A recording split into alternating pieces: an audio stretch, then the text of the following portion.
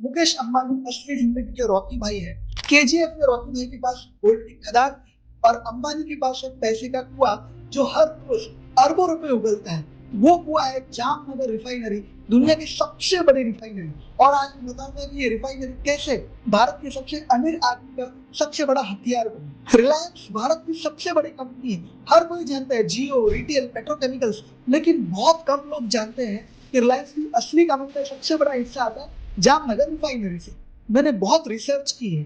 आज आपको सरल भाषा में समझाऊंगा कि आखिर मुकेश अंबानी का मनी माइंड काम कैसे करता है। सिंपल भाषा में समझो, क्रूड ऑयल वो होता है जो जमीन से निकलता है, लेकिन गाड़ी में डालोगे तो इंजन बैठ जाएगा। इस क्रूड ऑयल को प्रोसेस करके पेट्रोल, डीजल, केरोसिन और करीब 100 से ज्यादा केमिकल्स बनाए जाते हैं और वही काम करती है रिफाइनरी।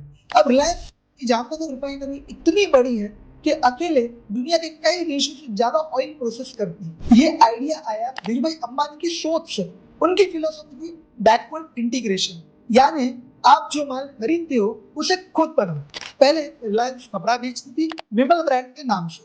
उन्होंने बोला कि यार कपड़ा बनाना है तो धागा खुद बनाते हैं, धागे के लिए पॉलीमर चाहिए तो पॉलीमर खुद बनाओ, पॉलीमर के लिए चाहिए पेट्रोकेमिकल तो उसे भी खुद रिफाइनरी लगाकर बनाओ। और ऐसे ही बन गई रिलायंस की सबसे बड़ी ताकत, सेल्फ डिपेंडेंस। 1999 में जब जामनगर रिफाइनरी का पहला फेज था तो करीब $6 बिलियन यानी कि 50,000 करोड़ रुपए लग गए थे। सोचिए उस समय इतनी बड़ी रिफाइनरी किसी ने नहीं बनाई थी। 5,000 एकड़ में फैली हुई ये साइट एक छोटी सी सिटी जैसा था जहाँ 3,000 फैमिली रह सकी। 350 मेगावाट की पावर प्लांट और 200 किलोमीटर की ऑप्टिकल फाइबर नेटवर्क है। सबसे हैरानी की बात, ये सब रिलायंस सिर्फ 3 साल में पूरा किया, जहाँ दुनिया को 7 से 8 साल लगते थे। अब सवाल ये है कि जामनगर रिफाइनरी बाकी सबसे अलग कैसी है? उसका जवाब है कॉम्प्लेक्सिटी इंडेक्स। ये बताता है कि रिफाइनरी कितने प्रकार के क्रूड ऑयल प्रोसेस कर सकती है और कितने प्रोडक्ट्स बना सकती है। जहाँ भारत की बाकी रिफाइनरीज का इंडेक्स है 10 से 12, जामनगर का है 21, यानी 170 तरह के क्रूड प्रोसेस कर सकती है और 100 से ज्यादा प्रकार के प्रोडक्ट्स बना सकती है। मतलब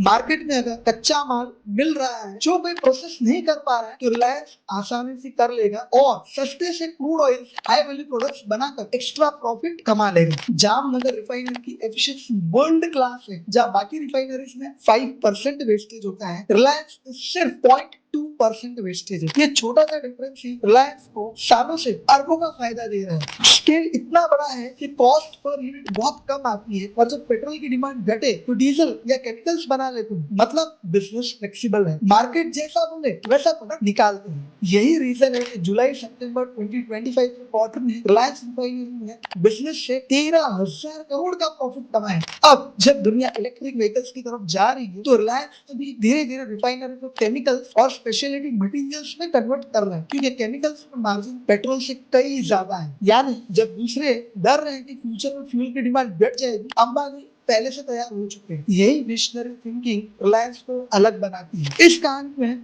हम 3 बात सीखनी चाहिए। फर्स्ट, बैकवर्ड इंटीग्रेशन, दूसरे पर डिपेंड मत रहो, जो चीज जरूरी है उसे खुद बनाओ। सेकंड, एफिशिएंसी एंड स्केल, बड़ा सोचो, बड़ा करो, तभी तो कॉस्ट घटेगी। थर्ड, विजन, हमेशा 10 साल आगे की सोचो। यही 3 चीजें रिलायंस में कंपनी नहीं एम्पायर बनाती है। तो ये थी जामनगर रिफाइनरी की कहानी, रिलायंस के पैसे का असली कुआं जो आज भी दिन रात अरबों रुपए छाप रहा है। मुकेश अंबानी सिर्फ बिजनेसमैन नहीं, एक विजनरी इंजीनियर है। उन्होंने दिखाया कि सही स्ट्रैटेजी, क्लियर विजन से इंडिया भी दुनिया के लेवल पर खड़ा हो सकता है। तो दोस्तों, अब तो समझ गए ना, रिलायंस सिर्फ जियो नहीं, ये तो पूरे इंडिया का एनर्जी चलाने वाला इंजन है। अगर ऐसी रियल लाइफ बिजनेस कहानियां आपको पसंद है तो वीडियो को लाइक करो, शेयर करो और कमेंट करो।